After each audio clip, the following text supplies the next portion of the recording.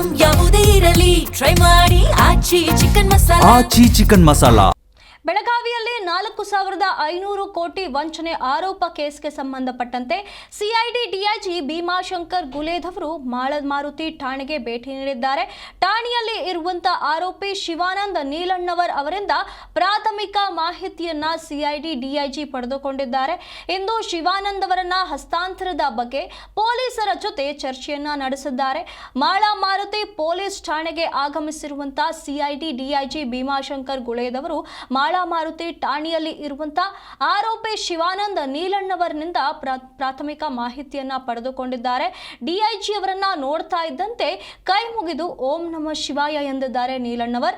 ಯಾವ ಊರು, ಹೇಗೆ ಹೂಡಿಕೆ ಮಾಡಿಸಿಕೊಳ್ತಿದ್ರಿ, ಹಾಗೆ ಎಷ್ಟು ಜನರಿಂದ ಹೂಡಿಕೆ ಆಗಿದೆ ಅನ್ನುವಂತ ಪ್ರಾಥಮಿಕ ಮಾಹಿತಿಯನ್ನ ಈಗ ಡಿಐಜಿ ಅವರು ಪಡೆದಿರುವಂತದ್ದು. ಇಲ್ಲಿ ಇದೇ ವೇಳೆ ಮಾರ್ಕೆಟ್ ಎಸಿಪಿ ಸಂತೋಷ್ ಸತ್ಯನಾಯಕ್ ಹಾಗೆ ಸಿಪಿಐ ಬಿಆರ್ ಗಡ್ಡೇಕರ್ ಸಿಐಡಿ ಸಿಬ್ಬಂದಿಗಳೆಲ್ಲರೂ ಕೂಡ ಇದಕ್ಕೆ ಸಾಥ್ ನೀಡಿದ್ರು. ಆರೋಪಿ ಶಿವಾನಂದ್ ಅವರನ್ನ ಹಸ್ತಾಂತರದ ಕುರಿತು ಸ್ಥಳೀಯ ಪೊಲೀಸರ ಜೊತೆಗೆ ಚರ್ಚೆಯನ್ನ ನಡೆಸಿದ್ದಾರೆ.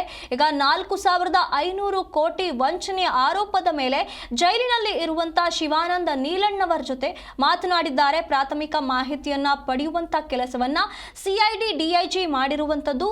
ಮಾಳಮಾರುತಿ ಠಾಣೆಯಲ್ಲಿ ಇರುವಂತಹ ಶಿವಾನಂದ್ ಅವರನ್ನ ಭೇಟಿ ಮಾಡಿ ಅವರ ಬಳಿ ಪ್ರಾಥಮಿಕ ಮಾಹಿತಿಯನ್ನ ಪಡೆದಿದ್ದಾರೆ.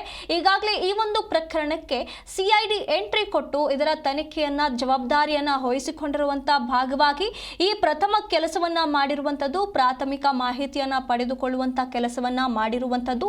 ಶಿವಾನಂದ್ ಅವರ ಹಸ್ತಾಂತರದ ಬಗ್ಗೆಯೂ ಕೂಡ ಈಗ ಪೊಲೀಸರ ಜೊತೆ ಚರ್ಚೆಯನ್ನ ನಡೆಸುತ್ತಿದ್ದಾರೆ ಸಿಐಡಿ ಡಿಐಜಿ. ಈ ಒಂದು ವಿಚಾರಣೆ ಏನು ನಡೀತಾ ಇದೆ, ಈ ವೇಳೆ ಮಾರ್ಕೆಟ್ ಎಸಿಪಿ ಸಂತೋಷ್ ಸತ್ಯನಾಯಕ್ ಇದರಲ್ಲಿ ಭಾಗಿಯಾಗಿದ್ರು. ಹಾಗೆ ಸಿಪಿಐ ಬಿಆರ್ ಗಡ್ಡೇಕರ್ ಕೂಡ ಭಾಗಿಯಾಗಿದ್ರು. ಸಿಐಡಿ ಸಿಬ್ಬಂದಿಗಳು ಕೂಡ ಇದರಲ್ಲಿ ಸಾಥ್ ನೀಡಿದ್ದಾರೆ. ಹಾಗೆ ಆರೋಪಿ ಶಿವಾನಂದ್ ಹಸ್ತಾಂತರದ ಕುರಿತು ಸ್ಥಳೀಯ ಪೊಲೀಸರ ಜೊತೆ ಚರ್ಚೆ ನಡೆಸಿದ್ದಾರೆ. 4,500 ಕೋಟಿ ಹಣವನ್ನ ಜನರಿಗೆ ಇವರು ಬಡ್ಡಿ ವ್ಯವಹಾರ ಮಾಡ್ತಾ ಇದ್ರು.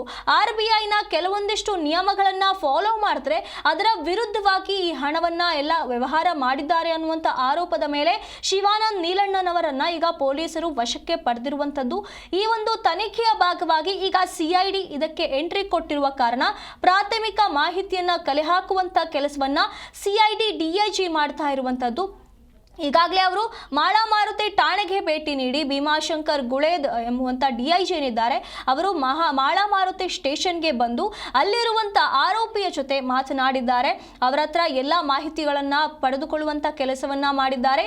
ನಿಮ್ಮದು ಯಾವ ಊರು, ಹೇಗೆಲ್ಲ ನೀವು ಹೂಡಿಕೆಯನ್ನ ಮಾಡಿಸಿಕೊಳ್ತಿದ್ರಿ, ಹಾಗೆ ಎಷ್ಟು ಜನರಿಂದ ಹೂಡಿಕೆ ಆಗಿದೆ ಅನ್ನುವಂತ ಹಲವು ವಿವರಗಳನ್ನ ಇವರು ಅವರಿಂದ ಪಡೆದುಕೊಂಡಿರುವಂತದ್ದು. ಈ ಎಲ್ಲ ಹೂಡಿಕೆಗಳು ಕೂಡ RBIನ ನಿಯಮದ ವಿರುದ್ಧವಾಗಿ ಇದೆ ಅನ್ನುವಂತ ಆರೋಪದ ಮೇಲೆ ಇವರನ್ನ ಬಂಧನಕ್ಕೆ ಒಳಪಡಿಸಲಾಗಿರುವಂತದ್ದು. ಹಾಗಾಗಿ ಈ ಒಂದು ತನಿಖೆಯ ಭಾಗವಾಗಿ ಸಿಐಡಿ ಡಿಐಜಿ ಅವರು ಈ ಒಂದು ಪ್ರಾಥಮಿಕ ಮಾಹಿತಿಯನ್ನ ಕಲೆ ಹಾಕುವಂತ ಕೆಲಸವನ್ನ ಮಾಡಿದ್ದಾರೆ. ಈ ಮಾಹಿತಿಯನ್ನ ಪಡೆದ ನಂತರ ಮುಂದಿನ ತನಿಖೆಯನ್ನ ಕ್ರಮ ಕೈಗೊಳ್ಳಲಾಗುತ್ತೆ. ಮಾಹಿತಿಯ ಆಧಾರದ ಮೇಲೆ ತನಿಖೆಯನ್ನ ಮುಂದುವರಿಸಲಾಗುತ್ತೆ. ಹಾಗಾಗಿ ಯಾರಿಂದ ಎಷ್ಟು ಹಣ ಪಡೆಯುವ ಕೆಲಸವಾಗಿದೆ ಅನ್ನುವಂತ ಮಾಹಿತಿಯನ್ನ ಪಡೆದುಕೊಂಡಿದ್ದಾರೆ.